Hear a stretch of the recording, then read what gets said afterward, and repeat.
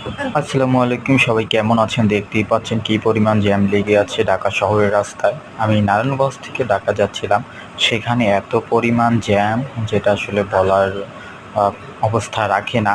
কারণ আমরা যখন যাই তখন নারায়ণগঞ্জ থেকে মিনিমাম 2 ঘন্টা প্লাস লাগে ঢাকা যেতে।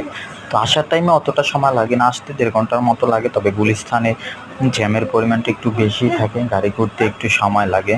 তো এই হলো আমাদের দেখছেন যে কি পরিমাণ জ্যাম, আমাদের অবস্থা খুবই খারাপ। তো এভাবেই চলতে থাকে আমাদের জ্যাম। আশা করি সবাই ভিডিওটা দেখবেন, যদি ভালো লাগে অবশ্যই ভিডিওটা দেখবেন আর সুন্দর লাইক কমেন্টস করবেন। আর যারা যারা আমার ভিডিওটা দেখেন না, তো আশা করি সবাই দেখবেন এবং লাইক করবেন, শেয়ার করবেন, কন্টিনিউ এভাবে চালিয়ে রাখবেন। সবার জন্য শুভকামনা, সবাই ভালো থাকবেন, সুস্থ থাকবেন আর আমাদের জন্য দোয়া করবেন যেন ভালো ভালো কন্টেন্ট আপনাদেরকে উপহার দিতে পারি। আল্লাহ হাফেজ সবাইকে।